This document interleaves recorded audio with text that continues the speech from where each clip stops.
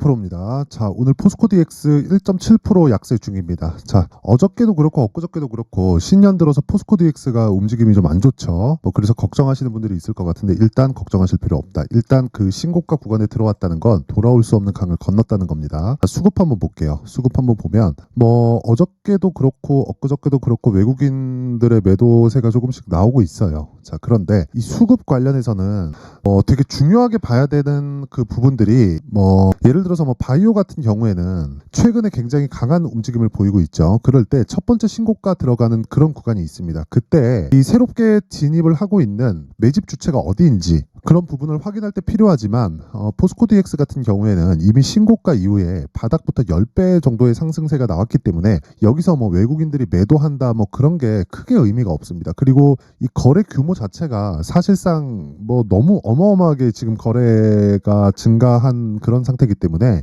이런 수급으로 인해서 뭐가 바뀌고 나서 기관이 담고 있다, 연기금이 담고 있다, 외국인이 담고 있다 이런 부분들이 전혀 중요한 게 아닙니다. 자, 뭐를 중요하게 봐야 되냐? 주식시장에서 주가가 움직이는 원리는요. 앞에 좋을 부분을 지금 반영하면서 주가가 올라가는 겁니다. 즉 포스코 DX는 앞으로 좋을 부분을 지금 반영하는 과정에서 주가 상승세가 한 차례, 두 차례, 세 차례 그쵸? 이렇게 연속적으로 나오고 있는 거예요. 실제 그런 호재거리가 없었다면 7월 달에 이미 끝났어야 돼요. 왜 그러냐면 7월 달을 기점으로 해서 양극재 업체들 포스코 퓨처엠도 그렇고 에코프로 BM도 그렇고 하락폭이 크게 발생을 했기 때문에 그렇습니다. 자, 비교해서 보면 정확히 나오고 있는 상황을 보실 수 있을 겁니다. 자, 보시면요. 자, 요 내용인데 7월 달을 기점으로 해서 퓨처엠 같은 경우에는 큰 폭으로 하락을 겪었죠. 그리고 나서 지금 바닥을 다시 잡고 있는 그런 상황인데 시장이 9월과 10월 달에 안 좋았습니다. 당연히 2차 전지 관련주들이 움직임이 조금 고가에서 이 차익 매물이 계속해서 나오고 있다 보니까 그쵸? 공매도에 대한 그런 부분도 있겠지만 공매도는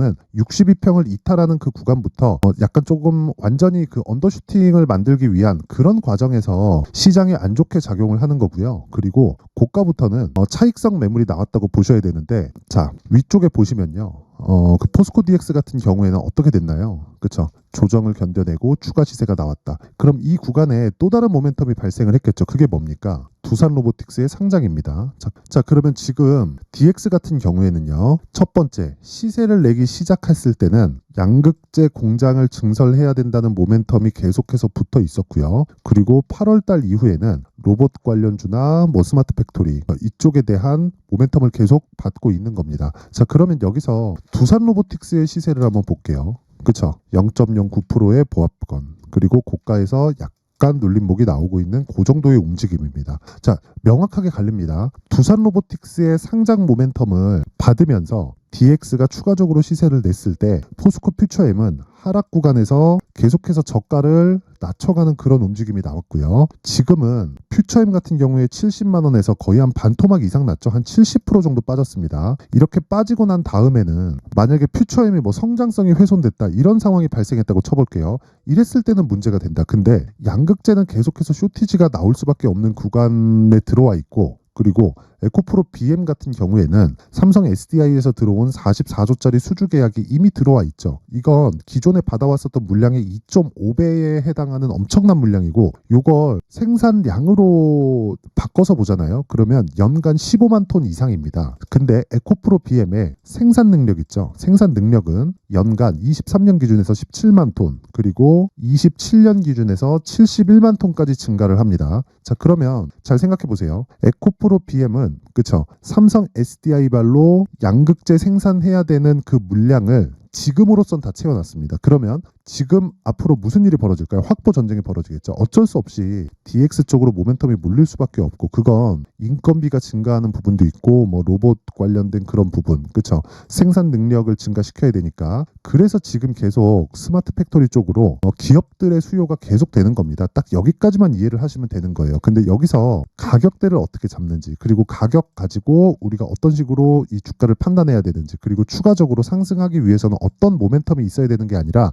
가격적인 부분이 어떻게 변경이 되어야 되는지 이 부분이 중요한 겁니다. 왜 그러냐면 만약에 지금 이 그 포스코 DX가 실적이 굉장히 막 좋아서 그쵸? 서프라이즈한 실적이 막 나온다고 가정을 해볼게요. 그러면 주가가 이 가격대에 머물러 있지도 않아요. 그리고 최근에 12월 말에 발생했었던 신고가를 만들지도 못합니다. 자, 그런데 지금은 실적이 좋아지고는 있지만 확실하게 전환되는 시기는 아니라는 겁니다. 자, 그러면 제가 하이닉스를 한번 보여드릴게요. 자, 하이닉스를 한번 보면 어떻습니까 지금? 그쵸? 하이닉스는 지금 신고가예요. 물론 1월달 들어서 조정폭이 조금씩 나오고 있습니다. 근데 지금 신고가 구간인 건 너무 당연한 이야기고, 신고가 구간인데도 불구하고 하이닉스의 실적은 적자입니다. 그럼 왜 그럴까요? 안 좋은 부분을, 그쵸? 앞으로 반도체 경기가 안 좋은 부분을 이미 21년도부터 22년 한 중반 정도까지 1년 반 동안 50% 정도의 하락률을 겪으면서 하락폭을 다 채운 겁니다. 즉 선반영됐다는 거예요. 그러면 이게 상승할 때도 똑같다는 겁니다. 포스코 DX도 지금 보세요. 실적을 한번 이 체크해서 보면 명확하게 나오는데 올해 실적이 1000억이 처음 넘어갑니다. 그리고 22년도에 650억을 찍었죠. 자, 그러면 실적이 성장하고 있는 것은 맞다. 이건 주가에 당연히 긍정적인 요인. 그런데 실적이 완벽하게 개화 시기에 접어든 건 아니에요. 왜? 스마트 팩토리에 대한 실적이 적용되기 시작하면 이것보다 정말 막 3배, 4배, 5배, 10배씩 좋아집니다. 그때까지 주가가 올라갈 수 있다는 겁니다. 왜? 주식은 선반영을 하니까. 어디까지 올라갈 수 있다? 그게 중요한 게 아니라는 거예요. 그렇죠. 실적이 전환되는 시점까지 주가는 올라가고, 실적이 정말 본격적으로 폭발적으로 증가하기 시작하면 그때부터는 꺾이기 시작합니다. 근데 포스코 DX뿐만 아니라 두산 로보틱스는 지금 적자인데도 불구하고 시가총액이 7조인 이유가 그것 때문에 그렇습니다. 자, 그래서 최근에 나오고 있는 조정을 적극적으로 활용해서 내가 가격 전략을 만들고 이 내용을 토대로 보유 기간을 잡아야지 다른 종목에서도, 즉 신고가를 가고 있는 다른 종목에서도 꾸준하게 진행할 수 있는 수익 모델을 만들 수 있습니다. 자, 그래서 가격이 중요하다. 그렇죠? 자, 그 가격에 대해서 제가 이야기를 드릴 건데, 그 말씀을 드리기 전에 제가 신년도 됐고 해서 제가 여기 소통방에서 이벤트를 진행을 합니다. 저 이벤트를 진행을 하고 있는데 어떤 식으로 진행되는지 한번 볼게요. 자, 지금 현재 500분이서 함께하고 있고요. 그리고 1000분까지 입장 인원을 늘리겠습니다. 1월 중 또는 1000분이 다 채워졌을 때까지 진행을 하고요. 특징점 2가지. 첫 번째, 무료로 진행을 한다는 점이 있고요. 두 번째, 신고가 종목만 매매한다. 그렇죠? 이 2가지 내용이 있다. 그런데 이 2가지 중에 포스코 DX를 제가 보는 이유가 신고가 종목이기 때문에 그렇습니다. 자, 그런데 신고가 종목이 그 포스코 DX 하나일까요? 그렇죠? 아니겠죠. 자, 그래서 다른 그 신고가 종목을 어떻게 진행을 하고 있는지 그 부분에 대해서 제가 내용을 확인해 보겠습니다. 자, 1월 2일 날 YIK 있죠. 그렇죠? 정확하게 9시 46분. 그리고 1월 2일은 신년입니다. 신년이기 때문에 1시간 늦춰서 개장을 하죠. 그래서 9시 46분이라도 10시에 개장을 하기 때문에, 그렇죠? 장시작 전입니다. 자, 그러면 장시작 전에 1월 2일 날 시장가 매수. 무슨 이야기입니까? 시가에 그냥 사라. 그죠? 그냥 사라는 겁니다. 그렇죠? 그랬을 때 어떤 움직임이 나오는지 한번 볼게요. 자, 내용 보시면 1월 2일 정확히 이 구간입니다. 신고가를 만들었죠. 그렇죠. 이건 CXL 관련주인데 이게 왜 지금 부각을 받냐면 HBM이라고 한번 들어보셨을 겁니다. HBM, 그렇죠. AI 반도체에 들어가는 메모리 반도체죠. 저 고용량 메모리 반도체인데, 이건 기존에 우리가 사용하는 그 PC에 들어가 있는 그 메모리 반도체보다 대역폭을 높인 겁니다. 그렇죠. 자, 차선이 많다고 생각하시면 돼요. 근데 이쪽에서 삼성전자가 늦었잖아요. 그래서 방식을 좀 전환한 그런 방식으로 진행을 한 게 CXL이다. 삼성전자에서 특허도 됐고, 근데 그게 아직 실적으로 반영되지 않았습니다. 그런데도 불구하고, 그렇죠, YIK는 이미 신고가를 만들었고 돌파 구간에서 추가적으로 시세를 냈는데 1월 2일 날 2% 정도의 수익 마감이 됐고요. 그 다음 날, 그렇죠, 한 12%까지 올랐으니까 어느 정도라는 겁니까? 이틀 동안 거의 한 15% 정도의 수익 구간에 들어갔고, 오늘은 하락 중이다. 하락하면 어떻게 한다? 그냥 매도하고 나오면 된다. 이게 끝이에요. 그렇죠? 고가 못 잡습니다. 그리고 저가도 정확히 못 잡아요. 우리는 몸통만 먹는다. 몸통만 먹어도 이틀 동안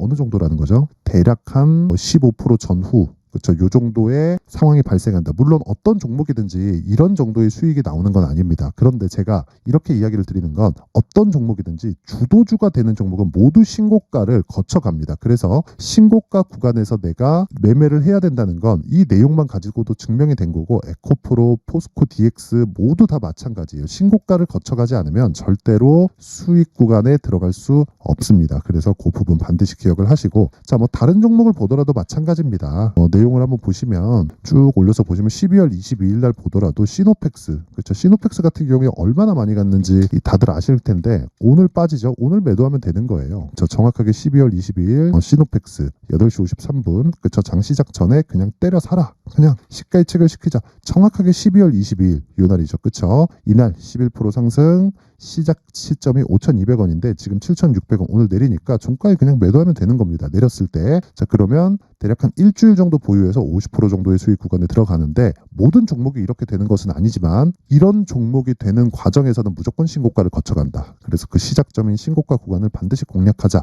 그렇죠? 이날만 공략한 게 아니라 쭉 올려서 보잖아요. 신고가를 간 종목들을 제가 파악을 하고 그 내용을 가지고 정확하게 계속 반복적으로 이야기를 드리죠. 충분히 매수할 수 있는 구간을 잡을 수 있다. 그런데 이런 종목이 신고가에서 나오고 이런 부분을 소통방에서 꾸준하게 제가 진행을 하고 있으니까 내가 막 고가에서 물리고, 그쵸? 뭐 손절을 하고 있고, 뭐 24년도에는 정말 막 주도주를 한번 잡아보고 싶으신 분들은 이번 기회에 소통방으로 들어오세요. 그쵸? 제 긴 말 드리지 않고 무료로 진행을 하지만 두 가지가 필요합니다. 구독과 좋아요. 그쵸? 구독과 좋아요 부탁드리고요. 상단에 있는 전화번호로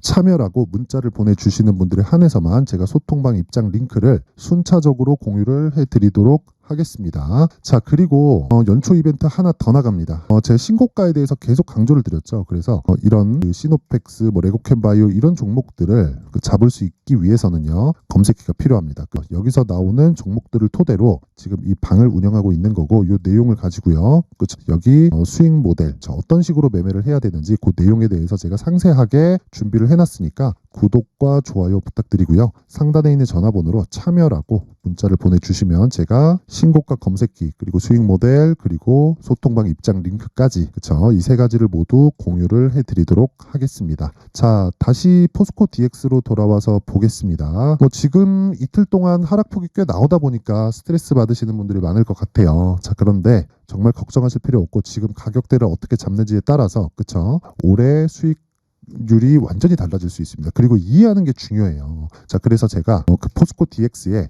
가격 그리고 단기 보유 전략을 준비를 해왔는데, 이 단기 보유 전략은 2주 안에 수익을 전환시킬 수 있는 가격대를 의미를 합니다. 자, 그래서 그 부분 반드시 기억을 하시고 제가 20페이지에 걸쳐서 제가 내용을 상세하게 준비를 해놨습니다. 이 내용은요, 당연히 무료로 진행을 합니다. 다 무료로 하는데 구독과 좋아요, 구독과 좋아요 부탁드리고요. 상단에 있는 전화번호로 숫자 3이라고 문자를 보내주시면 됩니다. 그럼 제가 그 포스코 DX의 가격 그리고 단기 보유 전략을 공유를 해드릴 텐데, 이렇게 제가 진행을 하는 건 영상에서 이야기를 드리잖아요. 그럼 너무 긴 이야기가 될 수 있어요. 막 그러면 저도 좀 피곤하고 편집 시간도 오래 걸려서, 그렇죠? 이런 식으로 진행을 하는 거니까 양해 부탁드리고 구독과 좋아요 부탁드리고요. 상단에 있는 전화번호로 숫자 3이라고 문자 보내주시면 됩니다. 자, 긴 영상 봐주셔서 감사드리고요. 그리고 제가 신고가에 대해서 계속 강조를 드렸고 시장에서 주도주를 잡아야 된다 그랬죠. 자, 그래서 제가 12월 달부터 진행하고 있는 신고가 주도주, 그리고 어떤 식으로 매매가 진행되고 있고 어떤 식으로 매매를 이어가야 되고 가격대를 어떻게 잡아야 되는지 그 부분에 대해서 제가 상세하게 준비를 해놨으니까 영상 끝까지 시청하시고요. 모든 분들이 성공 투자하셨으면 좋겠습니다. 네, 올 한 해를 뒤돌아보니까 구간별로 큰 수익이 나왔었던 종목들이 꽤 많이 보입니다. 1월 달에는 AI 관련주들이 있었고요. 그리고 2월 달부터는 2차 전지가 계속해서 강세를 보였죠. 자, 그리고 나서 3월 달이 되니까 AI 반도체 관련주들이 신고가를 만들면서 5월 달부터 시세를 큰 폭으로 냈죠. 저가부터 따진다면 한미반도체와 같은 종목들도 올 한 해 6배 정도의 시세가 나왔습니다. 혹시라도 올해 수익을 보지 못하신 분들이 있다면요, 어떻게 시세가 움직이는지 반드시 익혀 놓으셔야 되고요. 만약에 그런 부분이 아직 준비가 되어 있지 않다면 어중간한 종목들 사고팔고 하지 마시고요. 딱 한 종목에 비중을 제대로 넣어서 확실하게 수익을 보는 방법이 필요합니다. 자, 그래서 제가 23년 12월 달 강프로의 대시세 종목을 준비를 해왔고요. 이 종목은 대기업을 상대로 안정적인 매출 구조를 갖추고 있는 데다가 이 규모가 40%를 넘나들고요. 호황기 때는 50%를 넘나드는 역대급인 이익 구조를 갖추고 있어서 대체 불가능한 기업이라고 보셔야 됩니다. 자, 지금 현재 주요 거래처는요, 삼성전자, 인텔, 하이닉스, TSMC, 엔비디아까지 모든 반도체 업체를 고객사로 확보하고 있는 상황이고요. 이 재무제표 상황을 보면요. 이익률 자체가 넘사벽인 걸 알 수 있습니다. 넘을 수 없다는 거겠죠. 첫 번째 급등 포인트를 보면요. 앞서서 보여드렸었던 실적은요. 23년도 개화 시기에 접어들었었던 AI 반도체의 실적이 포함되지 않은 실적입니다. 자, 그런데 올 한 해 개화 시기에 접어들었었던 새로운 반도체의 실적치가 더해지면요. 질적인 성장보다 양적인 증가가 함께 이루어지게 되고요. 그런 부분을 한미반도체가 이미 시세로 보여줬죠. 저가부터 6배 강세를 보인 상황이 있습니다. 강프로의 무료 소통방이죠. 어떻게 매매를 했느냐. 5월 25일 날 그쵸? ISC를 49,800원에 매수를 했고요. 자, 그리고 나서 2달도 되지 않아서 한 100% 정도의 수익을 만들어냈습니다. 자, 근데 6월 2일 날 내용 한번 확인해 보시면 자, 한미반도체 26,000원까지 올려서 잡겠다는 내용이 있죠. ISC와 함께 새로운 반도체 관련 종목입니다. 이때 당시 가격이 25,650원이었는데 그냥 올려서 잡으라는 거겠죠. 지금 현재 한미반도체 가격이 62,000원인 걸 본다면요. 항상 주가는요. 신고가 이후에 공략하는 것이 좋고 그랬을 때 단기간에 100% 수익이 가능한 구조를 만들 수 있습니다. ISC도 그렇고 한미반도체도 마찬가지예요. 당연히 에코프로도 마찬가지입니다. 두 번째 급등 포인트를 보면요. 자, 개인용 PC를 비롯해서 서버, 클라우드, 그리고 우리가 사용하는 스마트폰까지 기본적인 PC 구조와 동일하고요. 새로운 반도체의 구조도 동일한 구조를 갖추고 있습니다. 자, 근데 한미 반도체의 상승 이유도요. 이러한 구조가 동일하게 진행되기 때문이고 이 구조는 절대로 바뀔 수가 없습니다. 11월 달에 새로운 뉴스가 나왔습니다. 자, 온 디바이스까지 더해지면 비메모리의 사용처는 계속해서 증가할 것은 너무 당연한 이야기고요. 그런 부분을 감안했을 때 이 기업은요. 질적인 부분에 대한 성장이 아니라 양적인 증가까지 이룰 수 있는 상황이 된 겁니다. 한미반도체의 시세를 보면 아직은 굉장히 저렴한 상태를 유지하고 있고요. 세 번째 상황을 보면요. 엔비디아의 실적인데요. 이건 올해 초 대비해서 4배 정도의 상승폭이 나왔고요. 그 주가도 그 정도가 당연히 올랐죠. 주식 투자를 할 때는 예상하는 게 아니라 확정치를 보고 매매를 해서 수익을 낼 수 있어야 됩니다. 앞서서 제가 보여드렸었던 내용인 자, ISC도 그렇고요. 한미반도체도 그렇고 확정된 내용이 있었죠. AI에 대한 개화 시기에 맞춰서 삼성전자와 SK 하이닉스가 강세를 보이는 구간이 있었고요. 엔비디아가 강세를 보였습니다. 자, 삼성전자도 그렇고 하이닉스도 그렇고 엔비디아도 마찬가지고요. 생각해 보시면 세력들이 어찌할 수 없는 정도의 사이즈를 가지고 있는 그런 종목들이죠. 그렇기 때문에 제가 계속해서 이야기를 드리는 겁니다.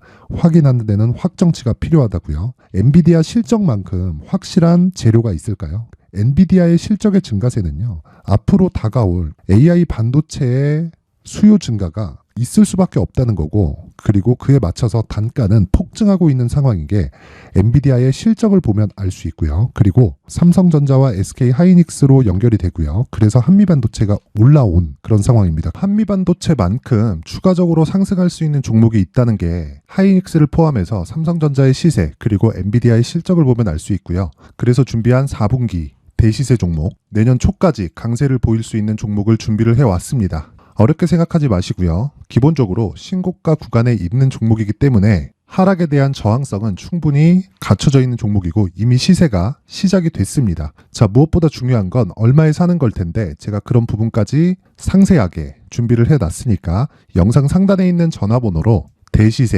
대시세라고 문자를 보내주시는 분들에 한해서만 무료로 공개를 하도록 하겠습니다. 매매하는 과정에서 수익이 잘 안 난다 하시는 분들은 이 종목 딱 받아가서 큰 수익 내셨으면 좋겠습니다.